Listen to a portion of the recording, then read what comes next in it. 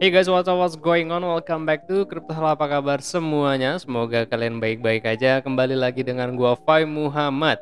Oke, seperti janji gua hari ini, tadi kan di video pertama gue bilang bahwa kita akan fokus untuk pada video kedua ini membahas tentang technical dan on-chain-nya Bitcoin juga FTM atau Phantom. Nah, tapi sebelum ke technical analysis, gua mau menginformasikan kepada teman-teman bahwa gua akan mengadakan event. Eventnya itu adalah kelas teknik analisa berkuota. Ini kelasnya cuma 10 orang aja, limited. Syaratnya itu sangat mudah ya guys, teman-teman cuma perlu mendaftarkan akun BingX menggunakan link referral ini. Berarti tinggal diklik aja teks berwarna birunya. Lalu teman-teman setelah mendaftar dan juga KYC, teman-teman deposit sebanyak $30 ya guys ya. Nah, benefit apa aja sih yang akan teman-teman dapatkan? Teman-teman akan mendapatkan free trading encyclopedia. Jadi teman-teman akan mendapatkan sekitar 64 lembar ini ya, isinya banyak banget di sini, lengkap lah ya, summarize gua bagaimana caranya handling market atau bagaimana caranya gua trading menggunakan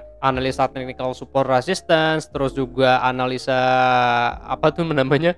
Duh, gue jadi lupa. Harmonic pattern, dan juga bagaimana caranya gua menggunakan si Elliott wave itu ya. Di sini juga ada price gap dan kawan-kawan. Nah, kalau teman-teman udah mendaftar terus juga sudah deposit sebanyak $30, teman-teman tinggal klik link yang berwarna biru ini, teks berwarna biru. Terus abis itu teman-teman copy paste UID-nya teman-teman ya, atau teman-teman juga bisa screenshot UID yang ada di profil akun BingX ya teman-teman ya, dan setelah itu di copy paste ke Telegram gua ya guys. Nah, untuk tanggalnya sendiri gua belum tentukan kapan, kita akan sesuaikan berdasarkan jadwal teman-teman juga, tapi yang pasti adalah bulan ini. So tunggu apa lagi? Jadi gunakan kesempatannya untuk teman-teman belajar selama bearish market ini ya guys. Oke, sebelum kita melihat technical analisisnya Bitcoin dan juga Phantom, gue mau melihat dulu nih ya data on-chain Bitcoin bagaimanakah sekarang, apakah distribusi atau akumulasi itu jauh lebih besar dibandingkan sebelumnya. Yang gue harapkan memang akumulasi itu jauh lebih besar, tapi kalau kita lihat beberapa hari belakangan memang justru distribusinya yang jauh lebih besar ya. Jadi tidak menutup kemungkinan bahwa selling pressure itu akan membesar dalam waktu dekat. Nah, cuma kita harus cross check dulu ya sekarang. Untuk exchange reserve, basically kalau gue lihat barusan sih sebenarnya ada kenaikan tipis ya untuk hari ini, cuman nggak terlalu signifikan. Yang gue harapkan memang penurunan drastis dari exchange reserve biar kita paham bahwa saat ini posisinya para investor itu masih holding Bitcoin, tidak menjual Bitcoinnya dalam jumlah besar. Atau yang dimaksud kalau kita membaca dari sini, para holder tidak mentransferkan Bitcoinnya dari wallet mereka ke dalam exchanger untuk diperdagangkan.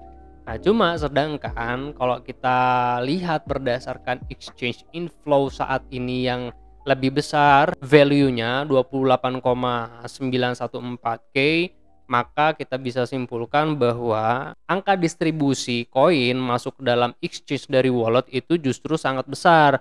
Terhitung mulai dari tanggal 1 kemarin guys. Sebenarnya sih dari tanggal berapa nih ya udah mulai gede, tapi gua ngambil bulan ini aja ya. Kalau mulai dari bulan 1 lagi tanggal 1 Juli maksud gua, ini kan di harga 19.254. Jumlah koin yang sudah masuk ke dalam exchange itu adalah 95.483. Walaupun saat ini memang menurun, sekarang kan memang belum selesai ya datanya kalau untuk tanggal 4.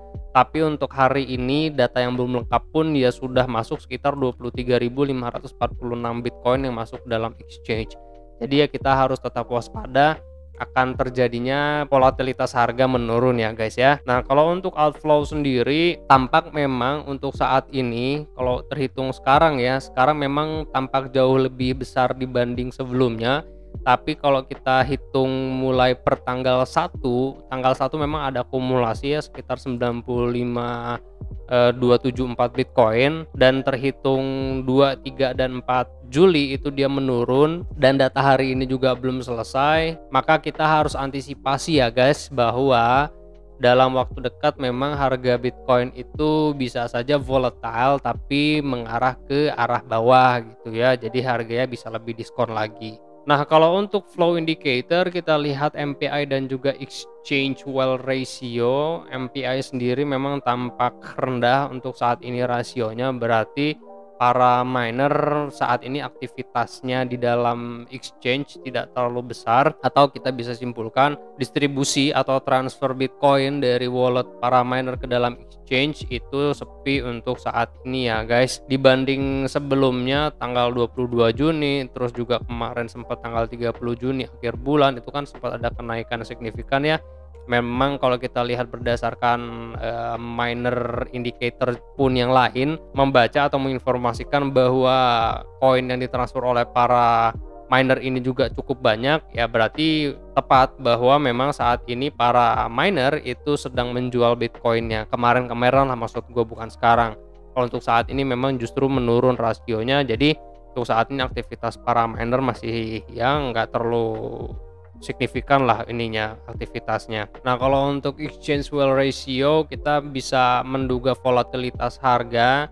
Kalau untuk saat ini sih memang nggak terlalu tinggi juga ya rasionya 0,6. Sementara kalau ternyata rasionya itu tinggi, nanti bisa kita simpulkan bahwa aktivitas para whale di dalam exchange juga cukup besar ya guys, yang berimbas kepada volatilitas harga. Tapi kalau di 0,6 sebenarnya sih belum terlalu tinggi. Gua lebih prefer kalau hitungannya tinggi itu sekitar 0,7 lah, 0,77 ini kan lumayan tinggi nih. Maka dari itu dari sini harga turunin drastis banget. Dan kalau untuk market indicator kita lihat estimate leverage ratio, terus abis itu kita lihat juga MVRV ya guys.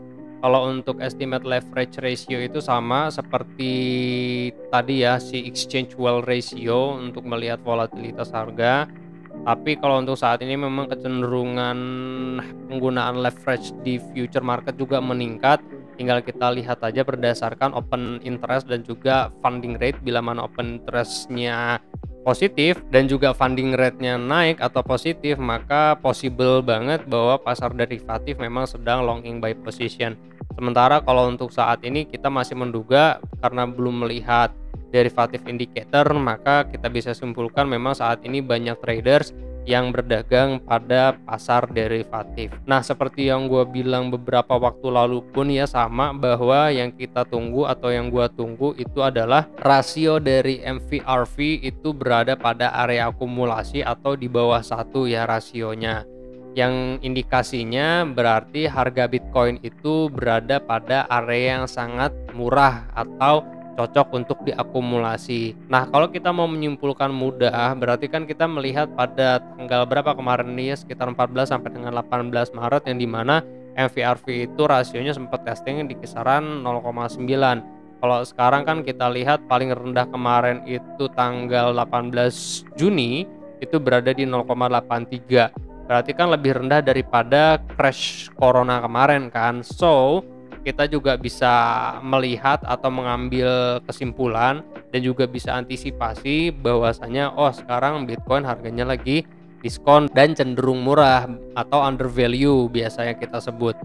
Jadi sudah waktunya untuk kita untuk mulai akumulasi lagi karena indikasinya berada di bottom, kan seperti itu ya. Untuk di derivative indicator kita lihat open interest dan juga funding rate. Nah, untuk saat ini open interest itu dia ada kenaikan ya, cuman nggak terlalu signifikan sih sebenarnya. Berarti saat ini memang pasar derivatif walaupun sepi ada kenaikan ya. Berarti kesimpulannya adalah saat ini para traders yang berdagang pada derivatif market itu dominan longing buy position dibanding short selling. Cuma yang kita perlu perhatikan lagi adalah funding rate. Kita lihat barusan funding rate-nya negatif.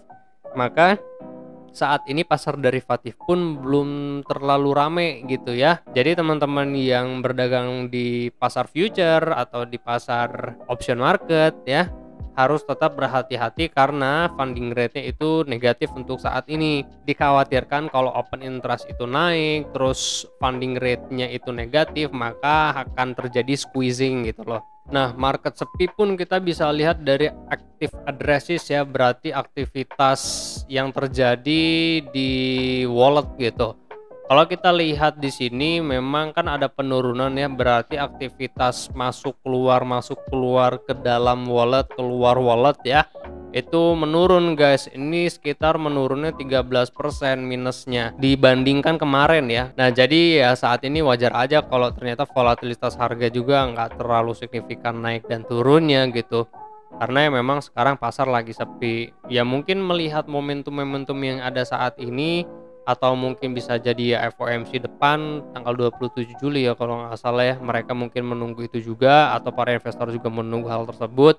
Jadi ya lebih baik wait and see terlebih dahulu dibanding memaksakan kehendak untuk akumulasi, kan itu bisa jaga terjadi ya guys ya. Terus juga kalau kita lihat dari total number of transaction juga kan minus 12% ya, berarti menurun dibandingkan kemarin. Ya berarti tetap aja wajar berarti kan saat ini memang pasar itu sedang sepi ya. Nah untuk technical indicator ya masih tetap netral, dari kemarin pun sebenarnya netral ya, jadi nggak ada perubahan sama sekali. Tetap berhati-hati kalau ternyata indikator teknikal itu banyak yang netral, jadi bisa aja dia naik harganya tiba-tiba kenceng, bisa aja ya turun harganya tiba-tiba kenceng turunnya. Jadi tetap harus waspada karena memang pasar berada di fase ketidakpastian untuk saat ini. Nah kalau untuk Phantom sendiri gue belum menemukan ada update news apa-apa terkait update si Phantom. Jadi gua nggak akan update si newsnya, langsung ke fokus ke teknik analisis ya. So untuk technical analysis gua masih sama ya, untuk long term-nya masih prefer bahwa support itu dia 17.666 karena gue juga udah entry di harga segini 17.666. Dan juga kalau untuk perhitungan apa ini istilahnya ya, perhitungan short terms-nya atau di time frame yang lebih kecil gue juga masih sama. Tapi gua mau menambahkan sedikit bahwa selain harga itu berpotensi untuk menurun sampai dengan 17.000 dan 16.461 ini, teman-teman bisa melihat 0764 Fibonacci di harga 18.628 ini sebagai level support ya guys. Karena apa? Berdasarkan technical Elliott Wave-nya atau Elliott Wave Principle, jika memang pasar setelah ini bullish, Fibonacci 0764 itu masih menjadi area level support atau angka toleransi di mana harga terkoreksi dan dia broken dari Fibonacci 0618. Berarti ini masih masuk nih 0764 kalau kita hitung berdasarkan Elliott Principle. Tinggal kita melihat aja apakah memang Bitcoin itu harganya bisa broken dari Fibonacci 0618 dan juga Fibonacci 0,5, karena ini adalah stage 1-nya gitu. Stage 1 sebelum dia broken dari level resistance yang ada di sini. Untuk target price kenaikan pun ya gue masih sama ya. Kalau untuk kenaikan bila mana ternyata broken dari Fibonacci 0618, Fibonacci 0,5, maka teman-teman bisa mencari target price terdekat ya 24.500 dan 24.000 Fibonacci 1272, 113. Sampai dengan extendednya itu berarti Fibonacci 1018, 26.154. Atau teman-teman bisa mengambil acuan bahwa kenaikan itu sampai dengan menutup gap yang ada di BTC CME ya. Nah itu berarti bullishnya. Kalau untuk bearishnya gue masih sama ke support yang ada di sini ya guys ya. Kalau untuk Bitcoin dominance masih bertahan di sini-sini aja, masih ada peluang bahwa Bitcoin dominance itu dia flat di atas 43,33%, berarti ini adalah kandang babi ya. Kalau ini kandang babi berarti possibly-nya si apa nih namanya Bitcoin dominance itu dia membentuk sebuah broadening dengan perhitungan berarti diagonal. Berarti ini ada 1, ini adalah 2, ini adalah 3, possible-nya berarti ini adalah menyesuaikan untuk ke 5 gitu kan. 5-nya pun ya bisa broken dari resistance atau bisa juga double top, berarti di sini dia gitu. Jadi ntar setelah itu dia menurun lagi ke bawah, itu juga possible. Nah, namun bila mana ternyata money flow yang masuk ke dalam Bitcoin itu sedikit, justru masuknya ke altcoin banyakannya, dan yang kita harapkan berarti Bitcoin dominance itu broken dari level support, maka gue juga masih sama bahwa penurunan Bitcoin dominance itu sampai dengan 40,47% sampai dengan juga 39,85% pada Fibonacci 0786886 yang kita tarik dari mana? Dari low sampai dengan high di sini ya. Oke, untuk FTM sendiri Untuk saat ini gue cuma menghitungkan satu probabilitas sebenarnya ya, karena gue belum melihat ada potensi lain selain ini. Maka dari itu ini adalah primary count-nya gue. Tinggal kita menghitungkan sebenarnya adalah ininya aja nih. Nah, kandang babi yang ada di sini nih. Di saat nanti harga naik sampai dengan $1, lalu penurunan lagi, apakah di sini dia flat di atas supportnya atau low-nya di 0,19 atau ternyata broken dan menurun lebih rendah daripada 0,19. Ini sih sebenarnya yang gue lagi hitungin, karena gue masih mengharapkan bahwa si Phantom ini dia membentuk sebuah triangle guys. Perhitungannya adalah untuk saat ini karena berhubung penurunannya dari all time high kemarin itu sudah 5 gelombang, 1, 2, 3, 4, dan 5, maka kita akan menduga bahwa kenaikan Phantom itu dia 3 gelombang kenaikan atau any tree namanya ya, kalau kita hitung berdasarkan prinsipal Elliott. Nah, X ini bisa menjadi apa aja nantinya. Apakah dia nanti akan membuat sebuah triangle yang perhitungannya berarti kan 1, 2, 3, 1, 2, 3, 1, 2, 3, ntar dia buat triangle gitu kan, tapi tetap di sini isinya adalah 3 gelombang ABC ABC kan. Terus yang kedua adalah perhitungannya berarti selain dia membuat sebuah triangle, di sini sudah A, B, dan C, penurunan A, B, dan C, terus A, B, dan C, turun lagi broken A, B, dan C. Nah, itu juga possible bisa terjadi. Tapi gue belum menghitungkan ya bahwa penurunannya itu sampai ke harga berapa, karena kan ini higher-nya belum ada. Kalau udah ada higher-nya sih ya nanti kita akan hitung Fibonacci berapakah nanti level supportnya. Cuma kalau untuk apa istilahnya ya, untuk gambaran aja kita ambil dari low sini, tarik Fibonacci sampai dengan high-nya Fibonacci 0618 gue ambil ya. Maka kita akan mendapatkan support-supportnya itu 786886, 1272, dan 1618. Kebetulan di 1618 itu dia dekat dengan level support yang tadinya di level resisten. Jadi ya possibly juga bila mana ternyata broken dari harga 0,19 ini possible untuk mencapai ke $0,12, 0,006 gitu ya. Cuman kan kita nggak mengharapkan bahwa harga tersebut gitu ya turunnya. Sedangkan gue masih berharap bahwa kalau untuk Phantom ini ya dia turunnya nggak jauh, justru flat di atas 0,19.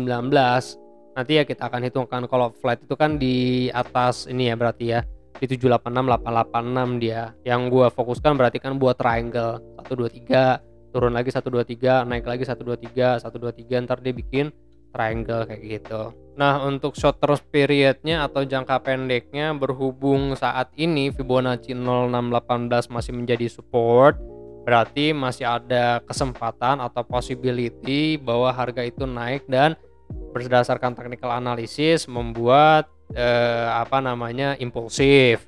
Nah, cuma kan kita harus melihat berdasarkan dua probabilitas kan. Maka dari itu teman-teman bisa melihat 0786886 di harga 0,22, 0,2 dolar. Ini menjadi level support. Jadi gua harap sih memang dia flat di atas 0,19. Bila mana ternyata masih broken juga, ya teman-teman bisa jemput di 0,718 dolar, 0,16 dolar pada Fibonacci 1.13, 1272 yang teman-teman tarik dari low sini sampai dengan high.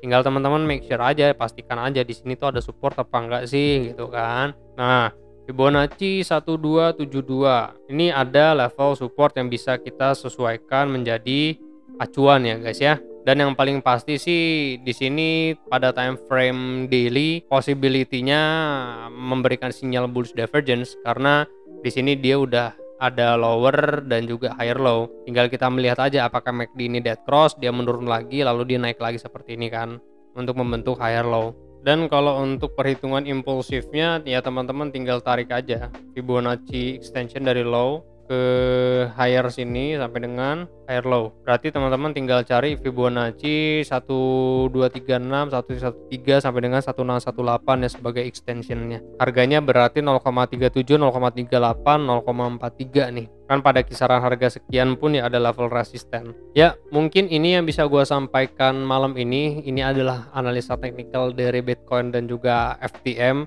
Memang beberapa hari belakangan belum ada pergerakan signifikan dari Bitcoin, jadi memang pasar kripto lagi sepi saat ini. Jadi harap bersabar ya guys ya. Kalau lagi bear market seperti ini lebih baik ya belajar. Gua harap teman-teman yang berinvestasi di pasar kripto atau di pasar keuangan khususnya bisa mendapatkan keuntungan dari investasinya gitu ya guys ya. Jangan sampai kita nanti kecelek gagal maning gitu ya guys ya. Oke lah kalau gitu, gue Fahim Muhammad. Kalian jangan sakit-sakit, sehat terus karena sehat mahal. I'll see you guys on the next video. Peace out.